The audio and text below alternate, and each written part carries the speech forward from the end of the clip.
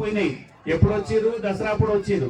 ఆ నుంచి మొదలు పెడితే మే దాకా కూర్చున్నారు. ఇది చరిత్ర చెప్తుందన్న. ఆ మే దాకా కూర్చునే వరకు తెచ్చినాయని ఓడిచిపోయినాయి. మీదికెళ్ళి ఎండ వాళ్ళు వలుతుంది, దానిపైన చేస్తుంది కదా ప్రకృతి. అరే బాపురే, వీళ్ళని మనం కొట్టలేము, వాళ్ళు బయటకు రారు. మరి ఎన్ని రోజుల దాకా మళ్ళీ వాళ్ళ లోపల స్టాక్ ఉందో, స్టోర్ రూమ్లలో బియ్యం పప్పులు ఎన్నెన్నో, వీళ్ళని గెలవలేమని వాళ్ళు ఏం చేస్తారు, మెల్లగా మెసేజ్ పంపిస్తారు. మహారాజ్, పృథ్వీరాజ్ మహారాజ్, మీకు చూసిపోతాం, మీరు ఎంత గొప్పలో, మేము మీకు కొట్టలేము, మేము ఇక్కడ కూర్చుడే ముసలిమైన చలిపోయింది, ఎండాకాలం పోయింది, మన చెమటలు కారుతూనే చచ్చిపోతామేగా అని చెప్పేసి అంటే మహారాజ్ ఏం చేస్తాడు, ప్రేమతో అడిగిండ్రు కదా అని క్షమిస్తాడు. క్షమాగుణం ఉంటుంది హిందువులకి. క్షమాగుణంతో లోపల తీసుకుంటాడు. లోపల తీసుకొని మనం అంటాం కదా, మాతృ దేవో భవ, పితృ ఆచార్య అతిథి, ఇట్లా దేవుడు అతిథి కదా అని చెప్పేసి ఇంట్లో తీసుకొని అన్ని మర్యాదలు చేసిన తర్వాత ఏం చేస్తారంటే, వాళ్లకు అన్ని మర్యాదలు అయినాక, మహారాజ్ మీ మర్యాదలు బాగున్నాయి, మీ గోరు సమాజం బాగుంది, మీరు వీరులు, మీరు శూరులు బాగానే ఉంది, మా ఊరికి కూడా వచ్చేసి ఒకసారి మా ఆతిథ్యం స్వీకరించండి అని చెప్పేసి ఒక కుట్ర పూర్తిగా పిలుస్తారు.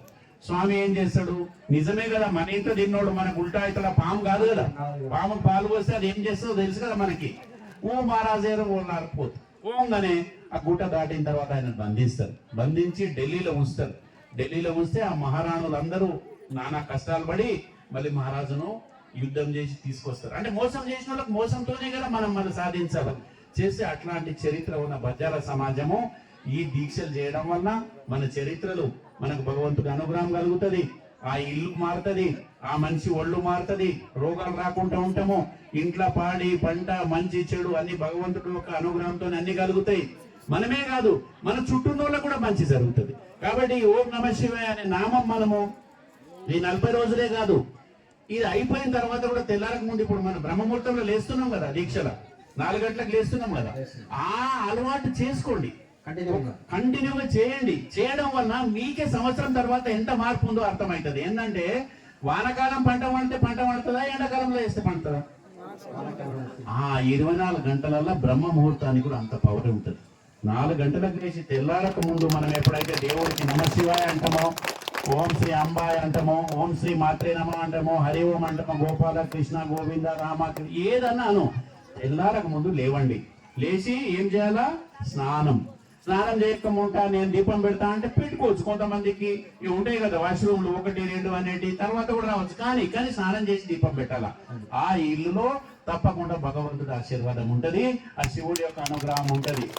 అది కాగానే ఈ పేరు ఏదైతే ఉందో, స్వామి నామం ఏదైతే చెప్తున్నామో, ఇప్పుడు ఏం నామం చెప్తున్నాం, ఎవరు కలిసినా మన స్వాములకు ఏమని పిలుస్తున్నాము, ఓం నమ శివ శివ, ఓం నమ శివ శివ అనే పిలుస్తున్నాం.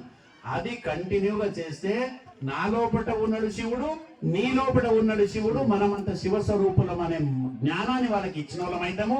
మనం శివాని పిలిస్తే ఆయన ఏమంటాడు, నీ శివాని అంటాడు. మనం శివాని పిలుస్తున్నాము, ఆయన కూడా శివ అవుతున్నాడు. సో మన దేవుడు శివుడే, ఎదుటైన శివుడే, మనం శివుడే. కాబట్టి ఆ జ్ఞానం వస్తే ఆ నామం ప్రతిసారి మనం ప్రాక్టీస్ చేయాలా. బ్రహ్మముహూర్తంలో లేవాలా. మొదట ఏమనుకున్నాం మనము, ఏం చేయాలా, స్నానం చేయాలా. మూడోది ఏమంటున్నాము, నామం చెప్పాలా, భగవంతుని నామం చెప్పాలి, శివనామం చెప్పాలా. ఇంటికి ఎవరు వచ్చినా మనం ఏం చేయాలి, నెక్స్ట్ భిక్ష పెట్టాలి. దానగుణం ఉండాలి. ఈ దానగుణం అయిన తర్వాత ఎవరికైనా అవకాశం ఉంటే మీరు ఇంటికి వస్తారు, చేని పని ఉంటుంది, బిజినెస్ ఉంటుంది, ఒంటి పని ఉంటుంది, ఎన్నో పనులు ఉంటాయి. పని అంతా అయినాక సాయంత్రం వచ్చినాక కూడా స్నానం చేసుకొని మళ్ళా దేవుడి పటం దగ్గర ఒక దీపం పెట్టేసి ఎవరెవరి వయసు ఎంతుందో అంతసేపు అసలు ధ్యానం చేయడానికి ప్రయత్నం చేయాలి. మా తల్లి లేరు, తండ్రి లేడు, చెప్పిన గురువు కూడా లేడు, దేవుడు ఒకడే పటంలో కనిపిస్తున్నాడు, అసలు ఏందో మరి నా పరిస్థితి ఏంది అని కళ్ళు మూసుకొని ఆ పటాన్నే మన కళ్ళలో కనిపించేలాగా ధ్యానం చేయాలి.